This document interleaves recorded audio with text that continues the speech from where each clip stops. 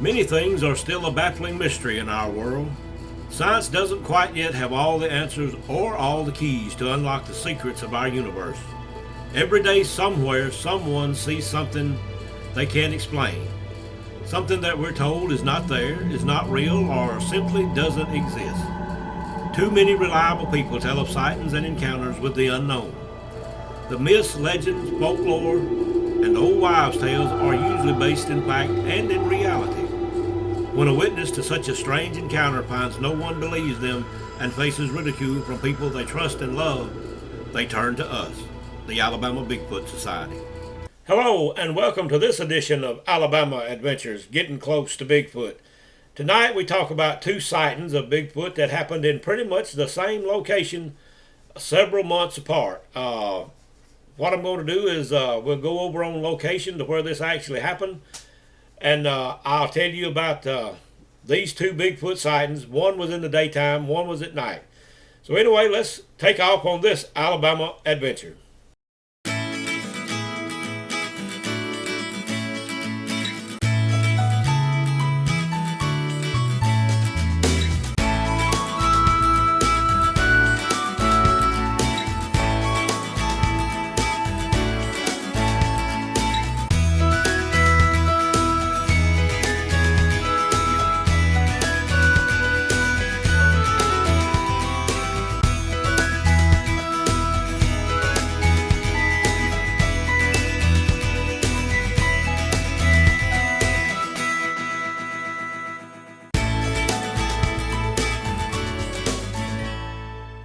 You know, whenever you start to do something, you kind of fashion your ideas or your show or whatever after somebody else that you liked in the past.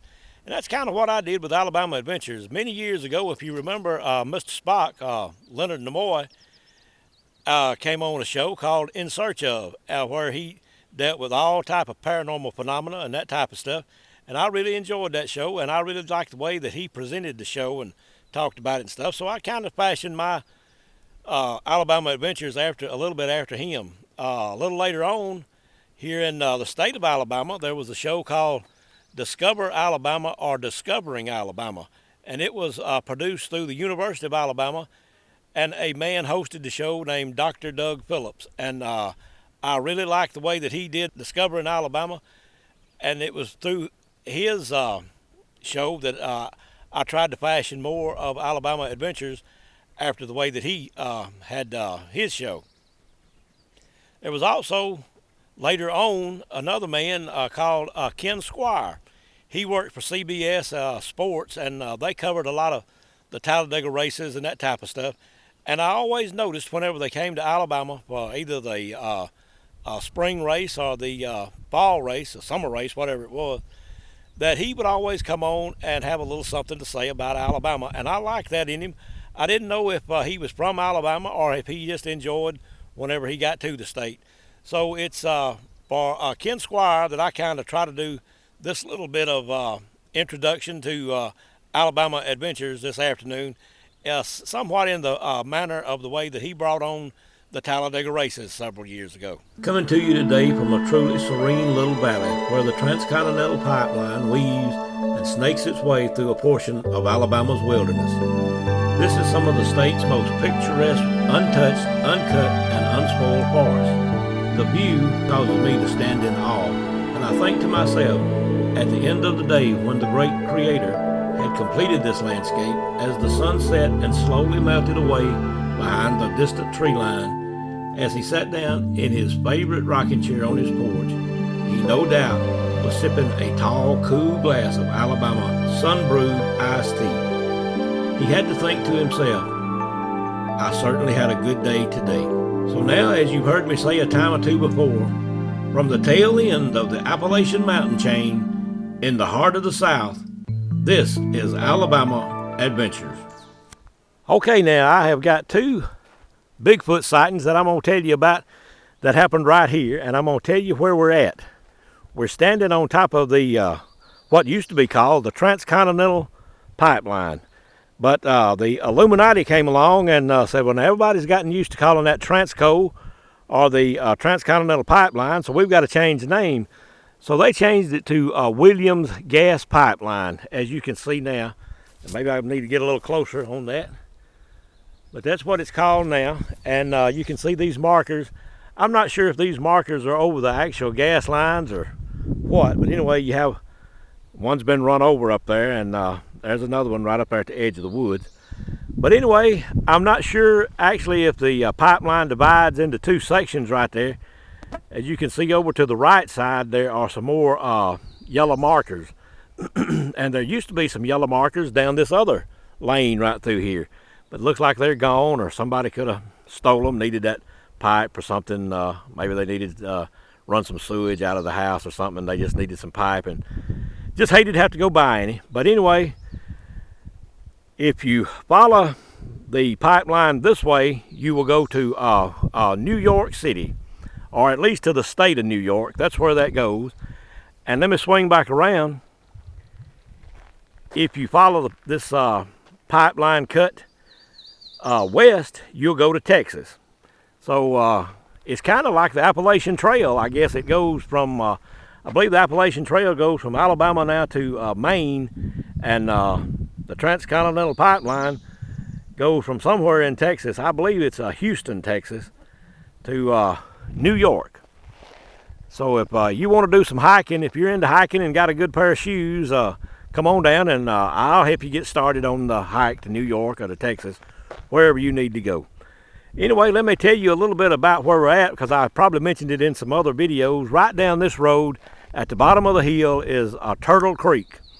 We've had some sightings down there. And just right the other side of Turtle Creek now would be Whippoorwill Hollow. I have to try to keep up with all these names. But, whoops, about to fall down out here. But anyway, now if you turn around and you go back up the road this particular way, you'll go to Shadow Grove.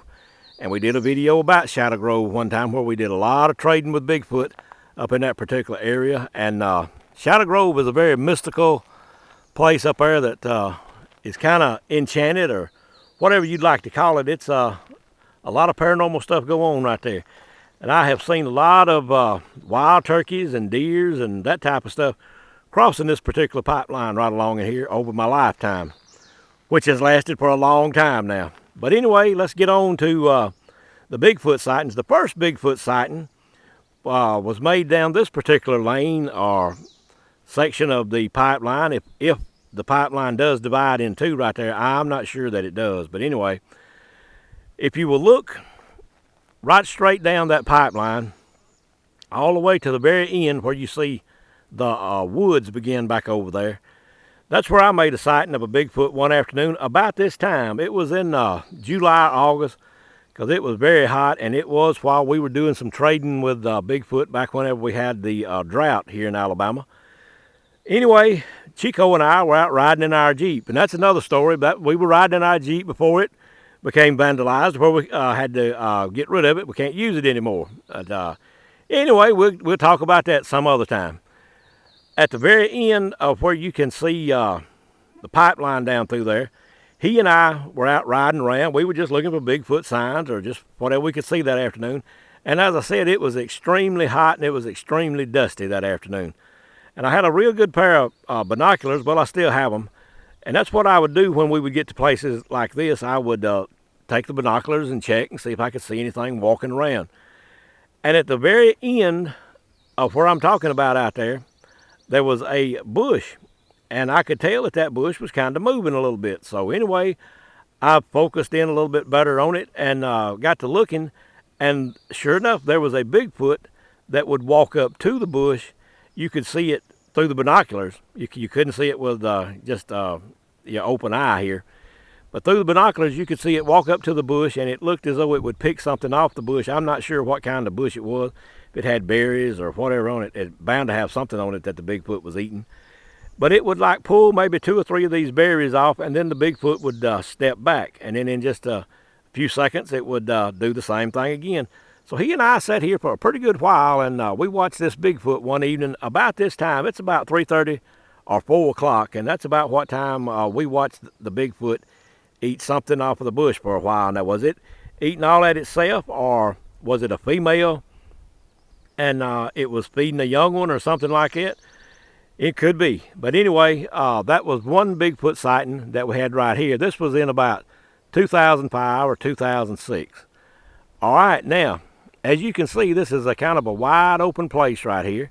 And let me turn up toward the sky. You can tell that there's a lot of sky that you can also see. Let me swing on around to the Texas side in the sun.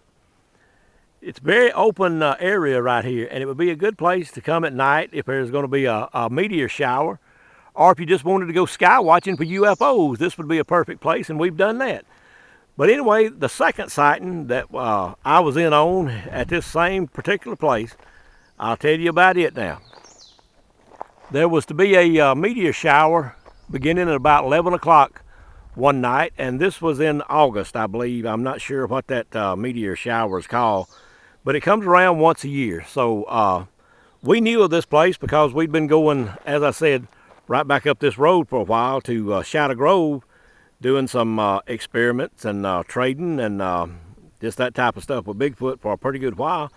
So we knew of this place here that was a wide open space. It was kind of out of the way back in the country, and there wasn't a whole lot of cars came up and down this dirt road. So we thought we would just come in here and pull off, and what we did, we just stopped in the road that night right here, and I had a pickup truck at the time, so we just let the tailgate down, and that's what we were going to sit here and watch the sky to watch the meteor shower, which we did see some meteors that night. Saw a pretty good many. But anyway, we were sitting here on the back of the truck, and it was about, as I said, about 11 o'clock or so, maybe a little after, and we had seen a few meteors go over in this particular direction. And once again, there's the pipeline where it divides. This is where we had actually seen the meteors come overhead. So anyway, as always, when we're out at night, I always had a good flashlight back then. And I would always just shine around every once in a while at the area to see if, maybe some deer had walked up or whatever, because this is a good place for deer to graze. And they are in here at night on this pipeline. Sometimes you'll see them grazing just with your headlights. But anyway, we were sitting about right along here where I have got the camera at now, just right back from the edge of the wood line there, or the pipeline where they keep it clean and cut. We were sitting right there in the truck, and I shined the flashlight back up the road this way. And this little particular area out here that is clean now, there was 2 or 3 little bushes and that type of stuff that was out here on the pipeline. Every once in a while, the people at Williams or Transco, whatever you want to call it, come through here with tractors, and they bush hog this down in case there's an accident or a break in the line or something like that, that they can have easy access to get on it to repair or whatever they might need to do. But where you see that little flag blowing, there's another little, just right to the right side of it, are 2 little green clumps of grass or bush fixing to grow. And that's where a pretty good sized little bush that was about 3 feet tall was at right then. So I shined the flashlight over that way, and as I passed by that bush, just right to the right side of it was a Bigfoot. And he was sitting down on his butt on the ground. He had one leg kind of pulled up close to him, and the best I could tell, it was his left leg. He kind of had it pulled up in a position, or whatever you want to call it. And his other leg, the right leg, was extended out. So one leg was up like this, and his leg behind him, or to the far side of us, was extended out. And his arms were back this way, as if he was propping up. And I shined him with the flashlight. The beam went across him, and I went on down. And just as I went past him, Dorothy said, "Did you see that?" And I said, "Yeah." And I jerked the flashlight back just a couple of seconds later, and I should have just held the light on him, but I wasn't expecting to see a Bigfoot. I was just sort of fanning the light out there to see what we might could see, everything. And when I came back with the beam of the light, the Bigfoot was gone. And I guess when the light hit him, it probably scared him or frightened him as much as he did us. And he probably went into the tree line over there. But what we think is there was one of 2 things happening that night. Either the Bigfoot knew about the meteor shower, and this one was sitting out here watching it, and there could have been others around, and I'm pretty sure there were, because usually wherever you find one of a species, you're going to find 2. But anyway, what we kind of joked and laughed about over a period of time was we were watching the meteor shower while a Bigfoot was watching us. And I call this place Claybrook. The reason I call it Claybrook is right back up this road here, just a little ways, is a creek that is called Claybrook Creek. And there was some Claybrooks that my grandmother was related to many years ago. And of course, we still are. But I mean, there were some Claybrooks that live right back up the road here. And that's just why I call this particular place Claybrook. As I said, there's a little creek that's Claybrook Creek, and I guess we'll just call this Claybrook. It's where 2 Bigfoot sightings were made several years ago. But anyway, it's a good place that if you're ever down this way and there's going to be a meteor shower, or if you'd like to come watch and look for UFOs, just let me know, and I'll sure come over here with you one night, because we have seen some UFOs over here also. But anyway, that was this afternoon's Alabama adventure of 2 Bigfoot sightings in almost the same location. Okay, now here I am. I guess you thought I was going to get left out of the video this afternoon, but I do want to tell you one other little bit piece of information on this particular area.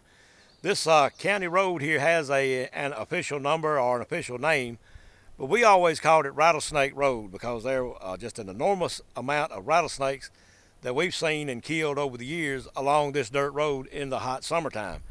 And not very far back up the road, I wish I could get down to my son's house and get a picture of a skin or hide of one of the timber rattlers that we killed over here one day. It is one of the largest rattlesnakes that I've ever seen. So if you get over this way in the hot summertime looking around Bigfooting or something like that, you need to be extremely careful. But this is what we always called Rattlesnake Road. Okay, now I'm just going to video this out the front windshield. We're coming down Rattlesnake Road to Turtle Creek. I just want you to see Turtle Creek whenever we go across it. It's an old wooden bridge, and this is what I call Turtle Creek.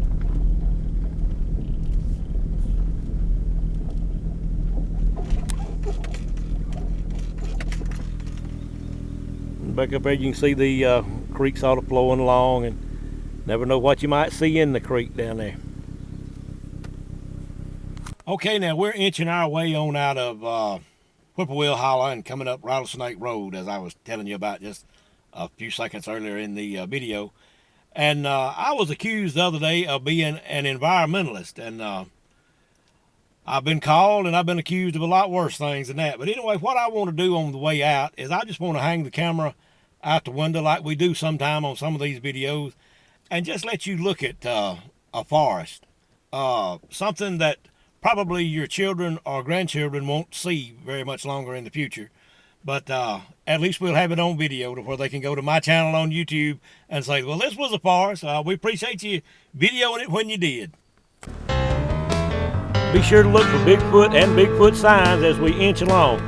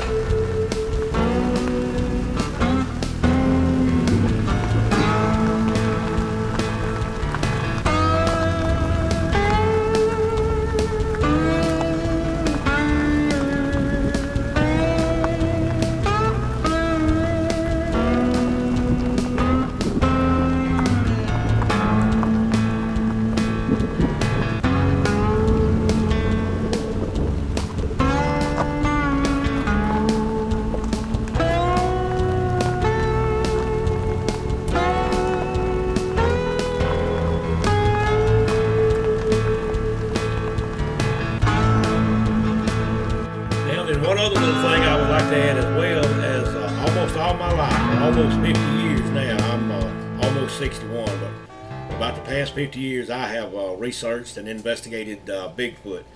And I have found out a lot about Bigfoot in that period of time, a lot that I have told, a lot that I feel as I cannot tell at this particular time. I wish I could pass along everything that I have discovered about this creature, but in some ways it could be very dangerous, as there have already been some things happen in my life that have been associated with me investigating the paranormal and especially Bigfoot.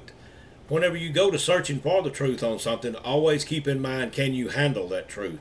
And a lot of people can, a lot of people can't. Most people can't handle what I have discovered about Bigfoot. But anyway, I think back to Dr. Melba Ketchum. I watched a video that she did a while back where she was talking about all the ridicule and the things she had to go through because of her DNA research that she did into Bigfoot. And I understand pretty much completely. She said in the video that she had finally sold her company because she had lost a lot of credibility because of her Bigfoot work.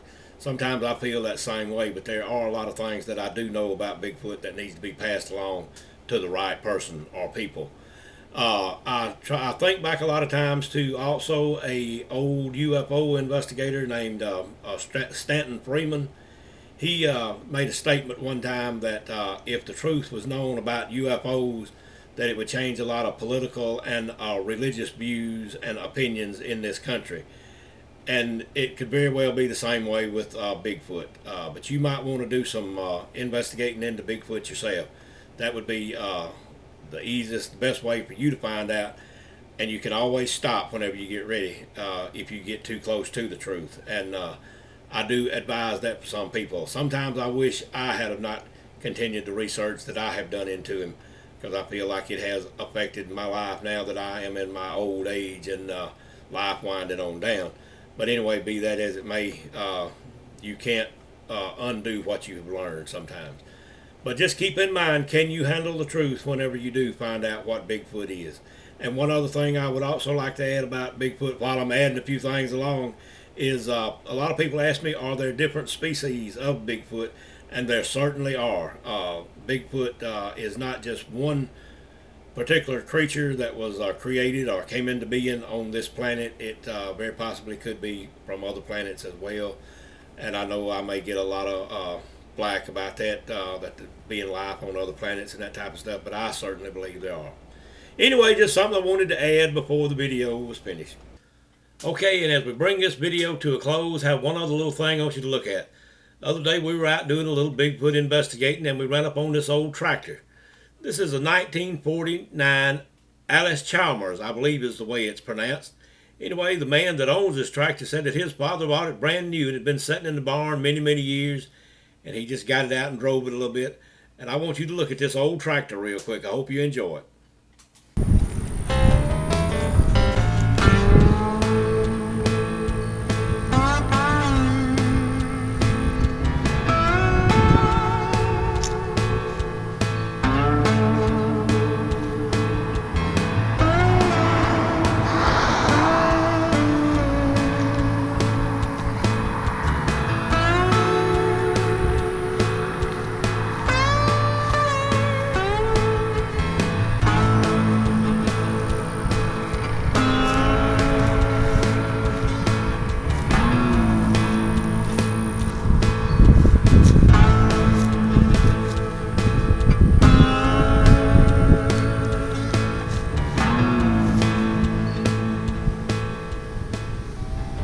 Okay, so that's been this edition of Alabama Adventures, getting close to Bigfoot. As I always do, I'd like to say hello to my granddaughter Madison.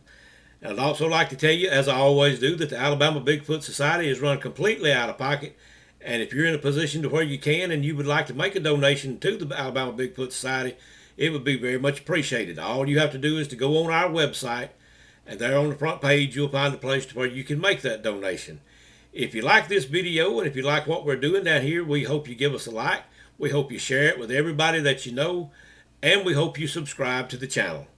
And I guess with all that being said, we'll be looking for you next time on the next Alabama Adventure, getting close to Bigfoot.